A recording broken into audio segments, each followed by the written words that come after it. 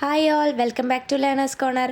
ഇന്ന് നമ്മൾ ഡിസ്കസ് ചെയ്യാൻ പോകുന്നത് 8ാം ക്ലാസ്സിലെ ഇംഗ്ലീഷ് ടെക്സ്റ്റ് ബുക്കിലെ 2ാമത്തെ യൂണിറ്റിൽ നിന്നുള്ള ദ ഷിപ്പ്‌റെക്ക്ഡ് സെയിലർ എന്ന് പറയുന്ന സ്റ്റോറിയാണ്. ഈ ഒരു സ്റ്റോറിയുടെ ഇൻട്രൊഡക്ഷൻ ഓൾറെഡി നമ്മളുടെ ചാനലിൽ അപ്ലോഡ് ചെയ്തിട്ടുണ്ട്, സെപ്പറേറ്റ് വീഡിയോ ആയിട്ട് തന്നെ. അപ്പോൾ ആ ഒരു വീഡിയോയുടെ ലിങ്ക് ഞാൻ ഡിസ്ക്രിപ്ഷനിൽ കൊടുത്തേക്കാം, നിങ്ങൾക്ക് കയറി കാണാവുന്നതാണ്. ഷിപ്പ്‌റെക്ക്ഡ് സെയിലർ, അതാണ് നമ്മളുടെ ഈ ഒരു സ്റ്റോറിയുടെ പേര്. ഗബ്രിയൽ ഗാർസിയ മാർക്കേസ് ആണ് ഈ ഒരു സ്റ്റോറി എഴുതിയിട്ടുള്ളത്. സെയിലർ എന്ന് പറഞ്ഞിട്ടുണ്ടെങ്കിൽ നാവികൻ എന്നാണ് മീനിങ് വരുന്നത്.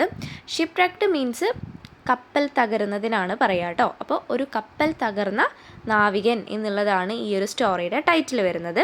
സ്റ്റോറി തുടങ്ങുന്നതിന് മുൻപായിട്ടൊരു ചെറിയ ഡിസ്ക്രിപ്ഷൻ ഉണ്ട്, നമുക്ക് നോക്കാം. The story of a shipwrecked sailor tells the saga of Luis Alejandro Velasco, a 20-year-old sailor who was washed overboard during a storm in the middle of the Caribbean Sea on February 28, 1955. Saga എന്ന് പറഞ്ഞിട്ടുണ്ടെങ്കിൽ വീരകഥ എന്നുള്ളതാണ് meaning. അപ്പോൾ ഷിപ്പ്‌റെക്ക്ഡ് sailor എന്ന് പറയുന്ന ഈ ഒരു സ്റ്റോറിയിലൂടെ നമ്മൾ പഠിക്കാൻ പോകുന്നത് ലൂയിസ് അലജാൻഡ്രോ വെലാസ്കോ എന്ന് പറയുന്ന 20 വയസ്സായിട്ടുള്ള ഒരു നാവികൻ.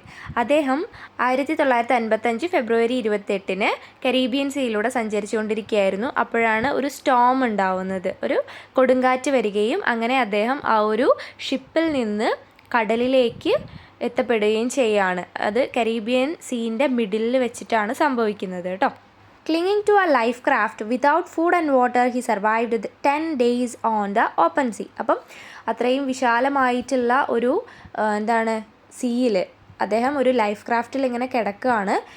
ഫുഡോ അല്ലെങ്കിൽ വാട്ടറോ ഒന്നും തന്നെ അദ്ദേഹത്തിന് കിട്ടാൻ ഒരു മാർഗ്ഗവും ഇല്ല. അങ്ങനെ 10 ദിവസമാണ് അദ്ദേഹം അവിടെ സർവൈവ് ചെയ്തത് കേട്ടോ. What happen to Velasco and his shipmates, എന്താണ് വെലാസ്കോനും അതേപോലെ തന്നെ അദ്ദേഹത്തിൻ്റെ ഷിപ്പ്മേറ്റ്സിനും സംഭവിച്ചത്? Read the following extract from the novel and find out what happen to them. അപ്പോൾ ഇവിടെ റീഡ് ദ ഫോളോയിങ് എക്സ്ട്രാക്ട് എന്ന് പറയുന്ന ആ ഒരു സെൻറ്റൻസ് മിസ്സിംഗ് ആണ്, നിങ്ങളുടെ ടെക്സ്റ്റ് ബുക്കിൽ നോക്കി നിങ്ങൾ വായിക്കുക കേട്ടോ.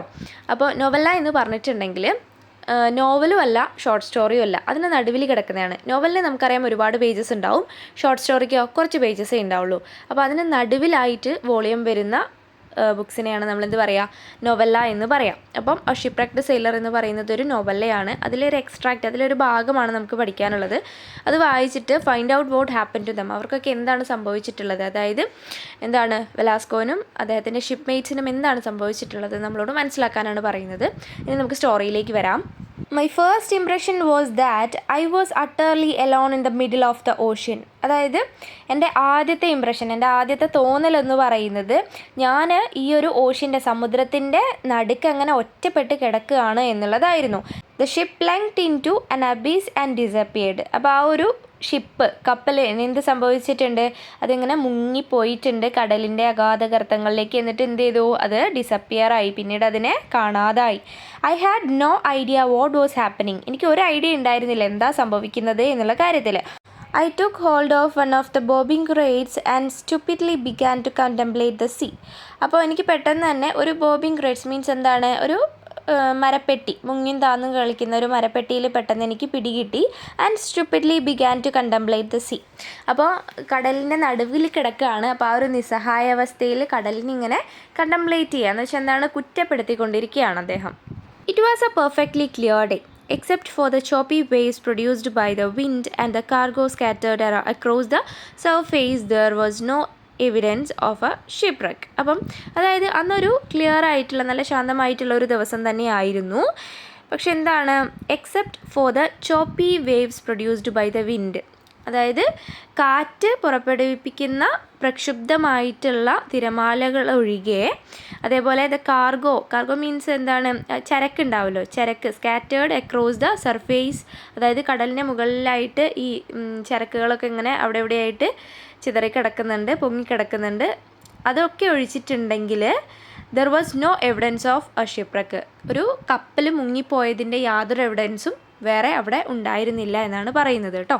Soon I began to hear shouts nearby. അപ്പോൾ പെട്ടെന്ന് തന്നെ എൻ്റെ അടുത്ത് നിന്നായിട്ട് എവിടുന്നോ ആയിട്ട് ആരുടെയൊക്കെയോ ശബ്ദം ഇങ്ങനെ കേൾക്കാൻ തുടങ്ങി. Through the sharp whistling of the wind I recognised the voice of Julio Amador Caraballo. അപ്പോൾ എന്താണ്, കാറ്റിൻ്റെ ആ ഒരു ശബ്ദം, ആ ഒരു ശബ്ദത്തിനിടയിലൂടെയും ഞാൻ മനസ്സിലാക്കി ആരുടെ ശബ്ദം, ജൂലിയോ അമാഡോർ കരാബലോയുടെ ശബ്ദം മനസ്സിലാക്കി. അദ്ദേഹം ആരാണ്? The toll well build officer. അദ്ദേഹം നല്ല ഉയരമുള്ള, നല്ല ശരീരമുള്ള ഒരു സ്ട്രോങ് ആയിട്ടുള്ള ഓഫീസർ തന്നെയാണ്. Who was yelling at someone. അദ്ദേഹം ആരോടോ എന്തോ പറയുന്നുണ്ട്. എന്താണ് പറയുന്നത്? ഫാറ്റ്സോ ഹോൾഡ് ദെയർ. തടിയ അവിടെ മുറുക്കെ പിടിച്ച് നിന്നോ, അതായത് കൈവിട്ട് പോയാൽ എന്താണ്, കടലിലേക്ക് മുങ്ങിപ്പോവും. അതുകൊണ്ട് പിടിച്ച് നിൽക്കാൻ വേണ്ടി പറയുകയാണ് കേട്ടോ. സെക്കൻഡ് പാരഗ്രാഫ് നോക്കാം. It was as if in that instant I had awakened from A moments deep sleep. ഒരു നിമിഷ നേരത്തെ ഗാഠനിദ്രയ്ക്ക് ശേഷം അദ്ദേഹം പെട്ടെന്ന് തന്നെ ഉണർന്നിരുന്നു എന്നാണ് പറയുന്നത്.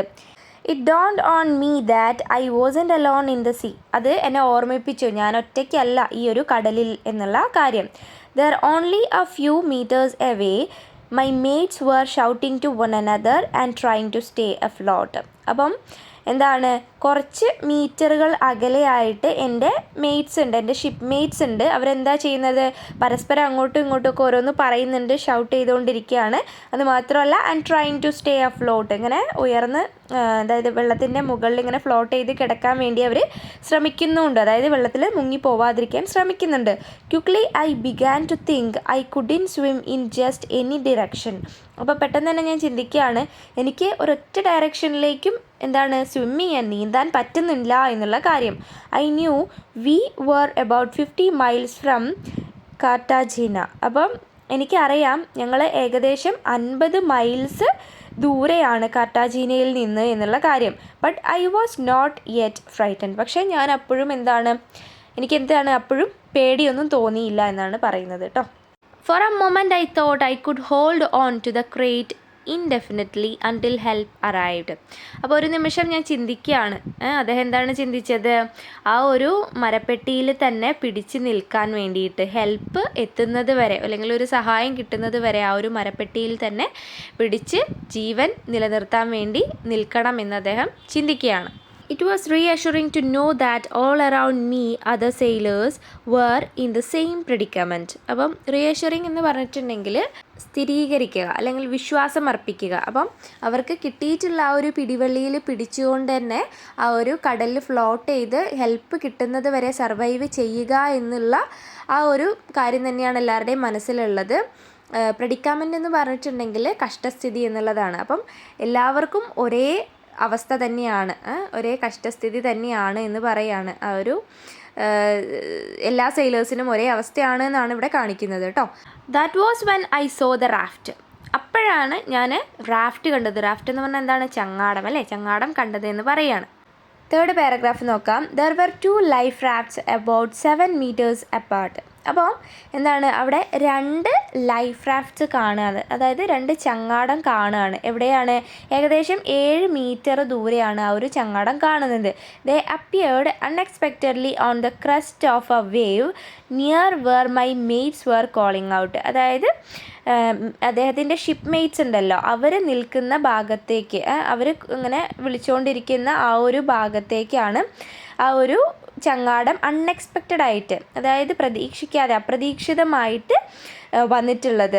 അതായത് ക്രസ്റ്റ് ഓഫ് ദ വേവ് എന്ന് പറഞ്ഞിട്ടുണ്ടെങ്കിൽ തിരമാലയുടെ ഏറ്റവും ഉയരം ഉള്ള ഭാഗം ഉണ്ടല്ലോ, അതിനെയാണ് ക്രസ്റ്റ് എന്ന് പറയുന്നത്. അപ്പം അങ്ങനെ ആ ഒരു തിരമാലയോട് കൂടെയാണ് അൺഎക്സ്പെക്റ്റഡ് ആയിട്ട്, അതായത് അപ്രതീക്ഷിതമായിട്ട് ഈ 2 ചങ്ങാടങ്ങൾ വരുന്നത്.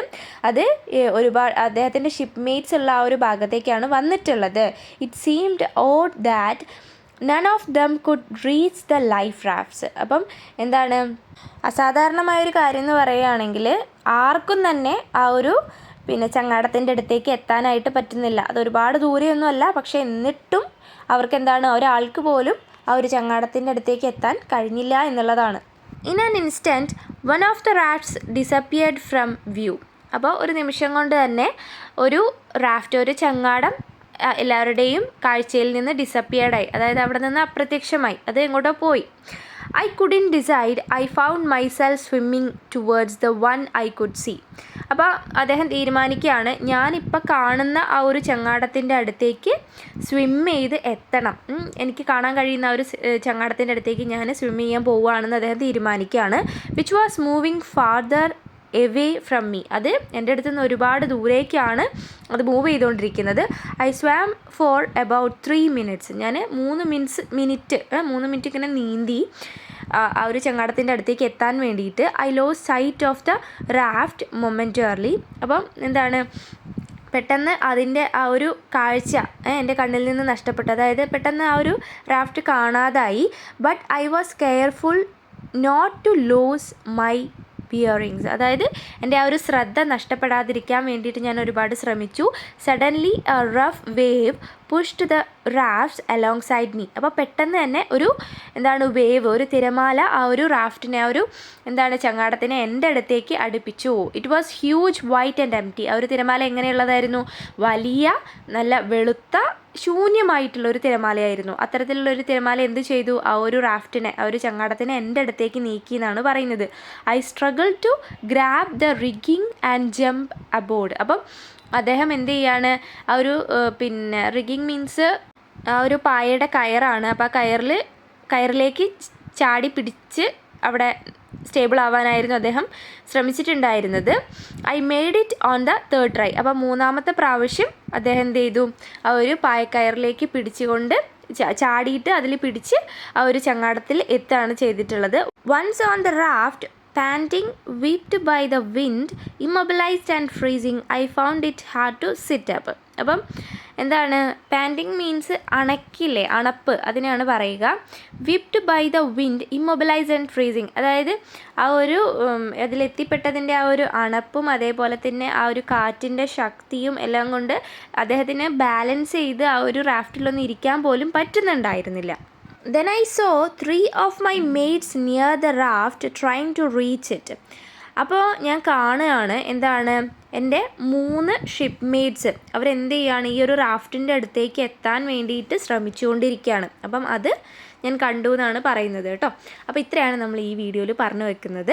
ബാക്കിയുള്ള ഭാഗം നമ്മൾ നെക്സ്റ്റ് പാർട്ടായിട്ട് അപ്ലോഡ് ചെയ്യുന്നതായിരിക്കും. അപ്പോൾ ഈ ഒരു ക്ലാസ് നിങ്ങൾക്ക് ഇഷ്ടമായിട്ടുണ്ടെങ്കിൽ ഈ ഒരു വീഡിയോ ഒന്ന് ലൈക്ക് ചെയ്യാനും നിങ്ങളുടെ കൂട്ടുകാരിലേക്ക് ഷെയർ ചെയ്യാനും അതേപോലെ തന്നെ എൻ്റെ ചാനൽ ഒന്ന് സബ്സ്ക്രൈബ് ചെയ്യാനും മറക്കല്ലേ. See you with another video. Thanks for watching.